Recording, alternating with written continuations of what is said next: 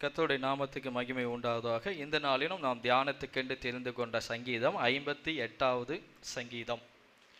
சங்கீதம் 58 பழைய ஏற்பாட்டில் 705வது பக்கம். இந்த சங்கீதம் மொத்தம் 11 வசனங்களை உடையது. இது தாவீது தான் கெட்டு போகாதபடிக்கு அல் தஷ்கேத் என்னும் வாத்தியத்தில் வாசிக்க தாவீது பாடி ராக தலைவனுக்கு ஒப்புவித்த மிக்தாம் என்னும் சங்கீதம். அல் தக்கேத் அதனுடைய அர்த்தம் அழித்து விடாதேயும். அடுத்து மிக்தாம் அதனுடைய அர்த்தம் தங்க வசனம் அல்லது பொறிக்கப்பட்ட வசனம், வார்த்தை, சங்கீதம் என்ற பொருள். இந்த வசனங்களை நாம் வாசித்து பார்க்கும்போது இது தாவீது அதாவது நியாயாதிபதிகளை பார்த்து நியாயாதிபதிகளுக்கு ஒப்புவித்த ஒரு சங்கீதமாக காணப்படுகின்றது. தன் தேசத்திலே நியாயம் விசாரித்த நியாயாதிபதிகளுக்காக பாடின ஒரு சங்கீதம். இந்த சங்கீதம் 1 சாமுவேல் 24வது அதிகாரத்தின் என்னுடைய நிகழ்வு அங்கு காணப்படுகின்றது. இந்த சங்கீதத்தை நீங்கள் வாசித்து பார்ப்போமானால் இதனுடைய வார்த்தைகள் சற்று கடினமான வார்த்தைகளாக, கடிந்து கொள்ளுகின்ற வார்த்தைகளாக காணப்படும். நியாயாதிபதிகள் எப்படி இருக்க வேண்டும், எப்படி நியாயம் தீர்க்க வேண்டும் என்ற ஒரு கோணத்தில் பாடின சங்கீதம். இப்போ நாம் வாழ்கின்ற நாட்களில் நமது தேசத்து நியாயாதிபதிகள் எப்படி இருக்க வேண்டும், நமது தேசத்து நியாயாதிபதிகள் எப்படி நியாயம் சொல்ல வேண்டும் என்று வேத வசனத்தோடு அதற்குரிய ஊமைகளோடு ஆதாரத்தோடு எடுத்து வைக்க ஆசைப்பட்டேன். ஒருவேளை அப்படி நான் எடுத்தேனானால் என்ன ஜாமீனில் நீங்கள் எடுக்கணும். ஆமாம், ஏன்னா நாம் வாழ்கின்ற காலம் அப்படி இருக்கின்றது. எனவே நியாயாதிபதிகள் சரியாய் நியாயம் சொல்ல வேண்டும் என்று நாம் தேவனோட மாத்திரமே மன்றாடுவோம். தியானத்துக்கென்று தெரிந்து கொள்ளப்பட்ட வசனம் 4 மற்றும் 5. சர்ப்பத்தின் விஷத்துக்கு ஒப்பான விஷம் அவர்களில் இருக்கிறது. பாம்பாட்டிகள் வினோதமாய் ஊதினாலும் அவர்கள் ஊதும் சத்தத்துக்கு செவி கொடுக்காதபடிக்கு தன் காதை அடைக்கிற செவிட்டு விரியனை போல் இருக்கிறார்கள். ஹல்லேலூயா. இயேசு கிறிஸ்து நமக்காக வெண்கல சர்ப்பமானார். யோவான் ஸ்நானகன் ஜனங்களை பார்த்து விரியன், பாம்பு குட்டிகளே என்று அழைத்தார். இந்த வசனங்களை அடிப்படையாக கொண்டு உங்களோடு நான் இந்த வசனங்களை நாம் தியானிப்போம். எனவே சர்ப்பம் என்றால் பிசாசு மாத்திரம் அல்ல. ஆமாம், சர்ப்பம் என்பது நம்ம உடனே சர்ப்பத்தை சொன்னால் உடனே பிசாசு அப்படி எடுத்துக்கூடாது. அதனுடைய பொருள் அது மாத்திரமே அல்ல. சரி, சர்ப்பத்தின் விஷத்துக்கு ஒப்பான விஷம் யாருடைய வாயில் இருக்கின்றது என்றால் 3வது வசனம் துன்மார்க்கர். இங்கு தாவீது 2 விதமான மனிதர்களை குறிப்பிடுகின்றார். ஒருவர் துன்மார்க்கர், மற்றொருவர் நீதிமான். 11வது வசனம். அப்போ துன்மார்க்கனுடைய வாயில சர்ப்பத்துக்கு ஒப்பான விஷம் இருக்கின்றது.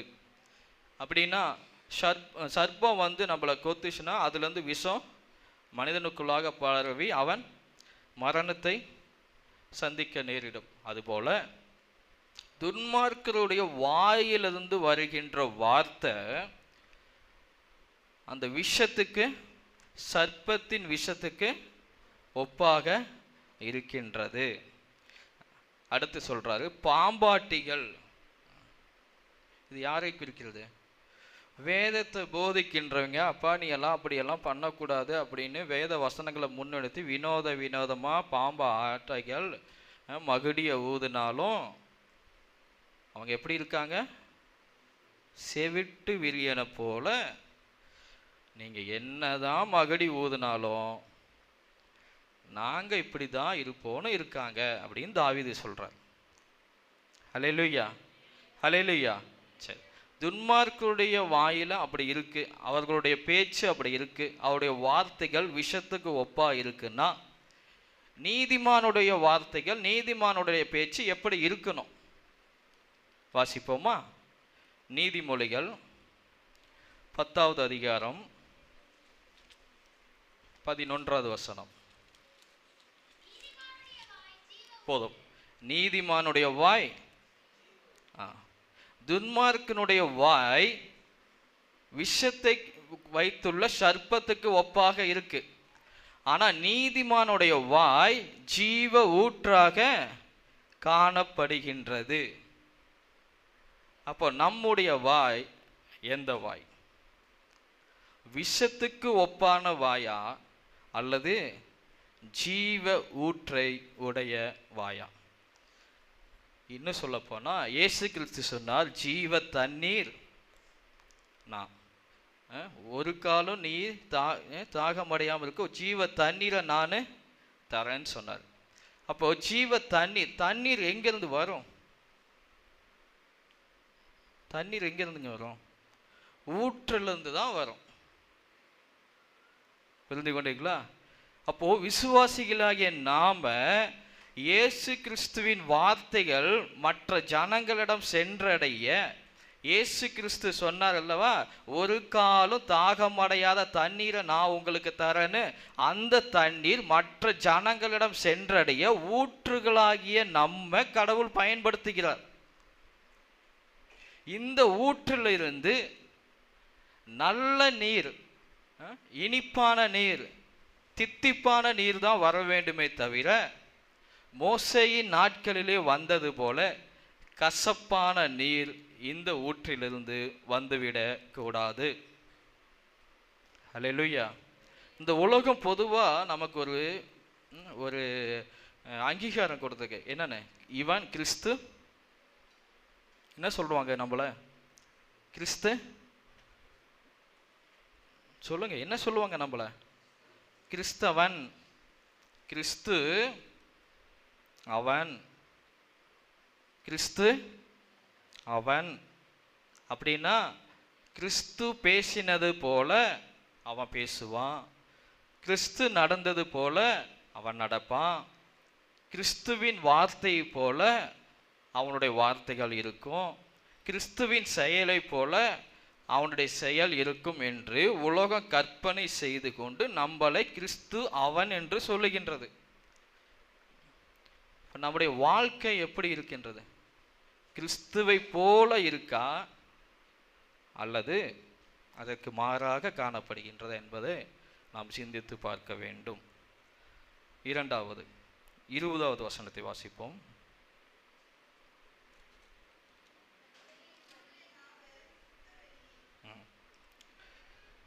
சுத்த வெள்ளியா இருக்கிறது. சுத்த வெள்ளி அதை எதை குறிக்கிறது என்றால் பரிசுத்தத்தை குறிக்கின்றது.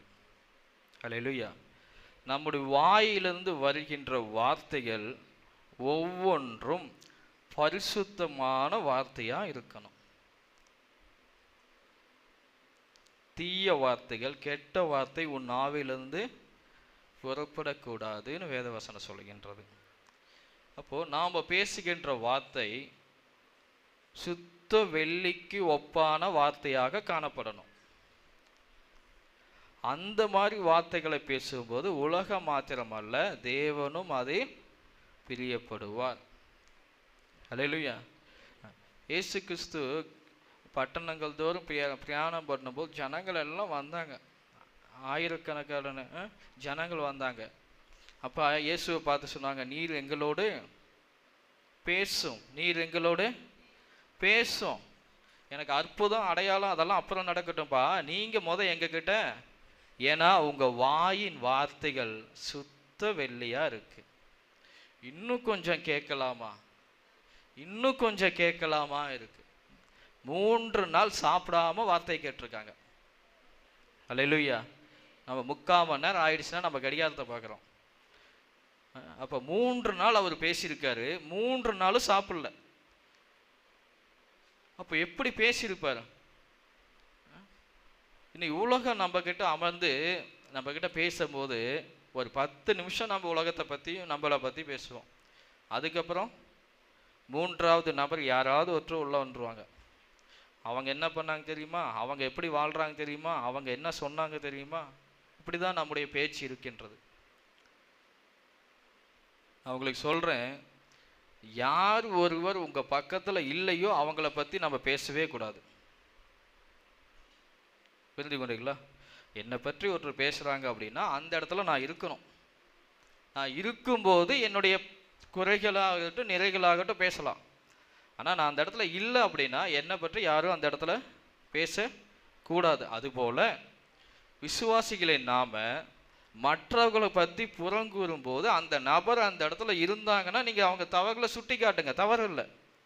ஆனால் அவங்க இல்லாத பட்சத்தில் மற்றவர்களை பற்றி நம்ம பேசக்கூடாது.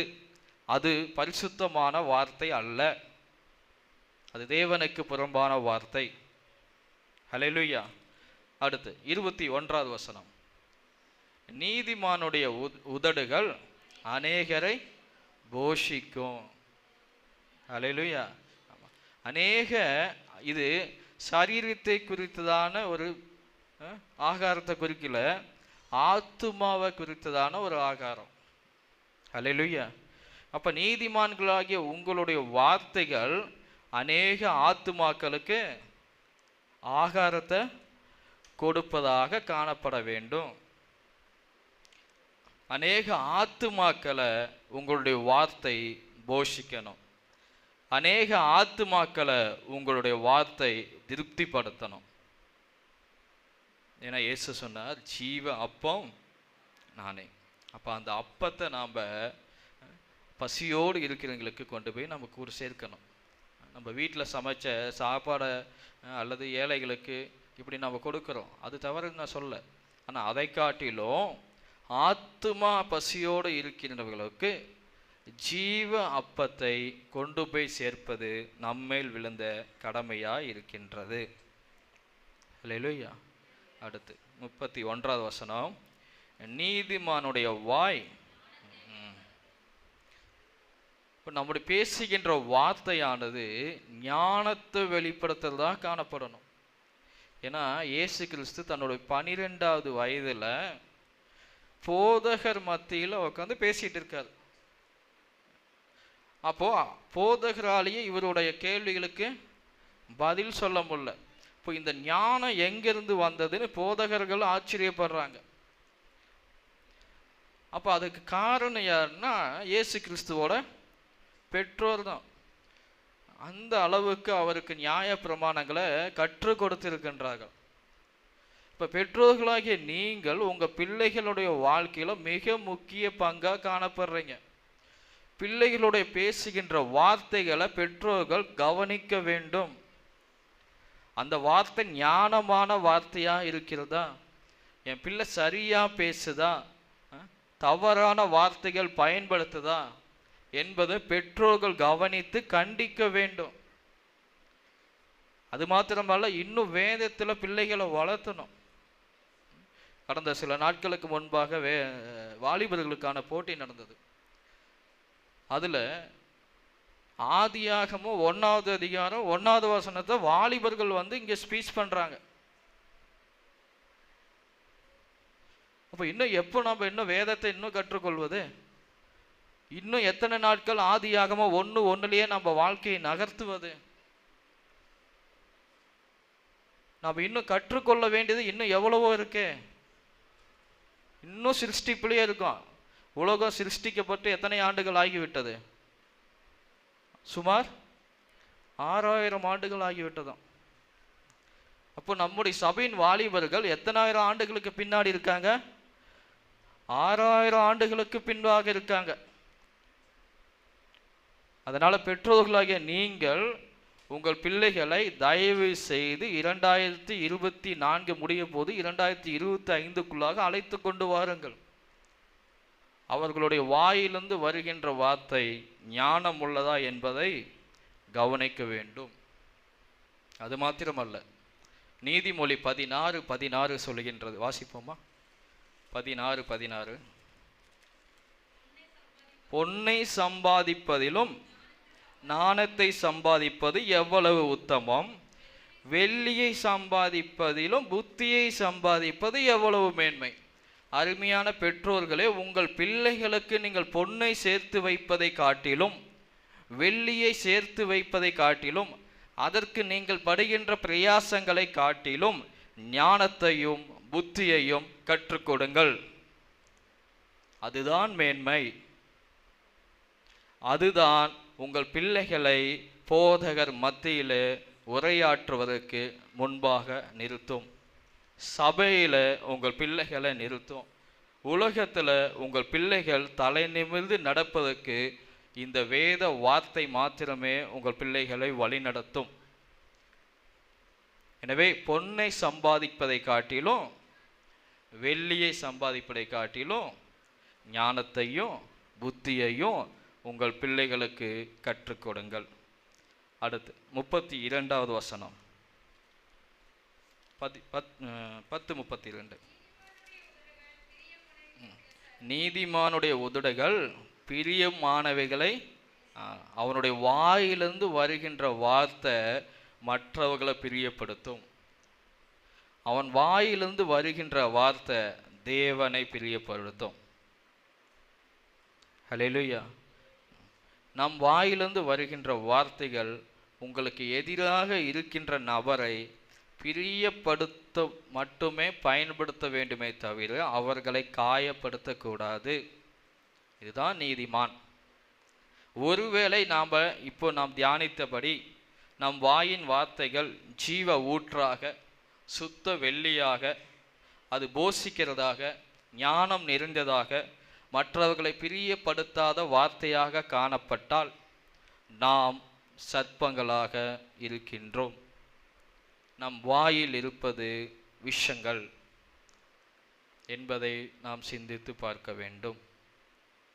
ஹல்லேலூயா. சரி, இப்படி நீதிமான் வாழ்ந்தா, இப்படி உங்களுடைய பேச்சு இருந்தா என்ன நடக்குன்னா, 6வது வசனம், நீதிமானுடைய சிரசின் மேல் ஆசீர்வாதங்கள் தங்கும். ஹல்லேலூயா. அப்போ உங்களுடைய வாழ்க்கைக்கு ஆசீர்வாதங்களை கொண்டு வருவது உங்களுடைய காணிக்கைகளோ, உங்களுடைய ஊழியங்களோ, உங்களுடைய ஜெபங்களோ அல்ல, உங்களுடைய வார்த்தைகள். உங்கள் வாயிலிருந்து வருகின்ற வார்த்தைகள் உங்களுக்கு ஆசீர்வாதத்தை கொண்டு வரும். உங்கள் வாயிலிருந்து வருகின்ற வார்த்தைகளே உங்கள் குடும்பத்தின் ஆசீர்வாதத்துக்கு அடித்தளமாக உள்ளது. உங்கள் வாயிலிருந்து வருகின்ற வார்த்தைகளே உங்கள் பிள்ளைகளின் எதிர்கால ஆசீர்வாதங்களுக்கு அடித்தளமாக உள்ளது. உங்கள் வாயிலிருந்து வருகின்ற வார்த்தைகளே உங்கள் திருச்சபையின் ஆசீர்வாதங்களுக்கு அடித்தளமாக உள்ளது. நான் எப்படி பேசுகின்றேன்? என் வாயில் உள்ளது எந்த வார்த்தை? கண்களை மூடி செபிப்போம். எங்களை நேசிக்கின்ற எங்கள் நல்ல தகப்பனே, இப்பொழுதும் தேவனே, இந்த வேத வசனங்கள் மூலமாக நீர் எங்களோடு பேசின உமது கிருபைக்காக நன்றி செலுத்துகின்றோம். எங்கள் வாயிலிருந்து நாங்கள் எப்படி பேச வேண்டும் என்பதை நீர் எங்களுக்கு கற்றுக் கொடுத்திருக்கின்றீர். அடுத்து இதுவரை எங்கள் வாயிலிருந்து விஷங்கள் வந்திருந்தால் நீ தயவாய் எங்களை மன்னித்தள்ள வேண்டுமாக ஜெபிக்கின்றேன். என் வாயின் வார்த்தைகளால் மற்றவர்களை காயப்படுத்தி இருந்தால், மற்றவர்களை வேதனைப்படுத்தி இருந்தால் நான் அதற்காக வருந்துகிறேன் அப்பா. ஆண்டவரே, என் வார்த்தைகளை மன்னியும். இனி வரும் நாட்களில் நான் பிரியமான வார்த்தைகளை பேசி உம்மையும் மற்றவர்களையும் பிரியப்படுத்த எனக்கு கிருபை பாராட்டும். இயேசுவின் நாமத்தில் வேண்டுகிற நல்ல பிதாவே, ஆமென்.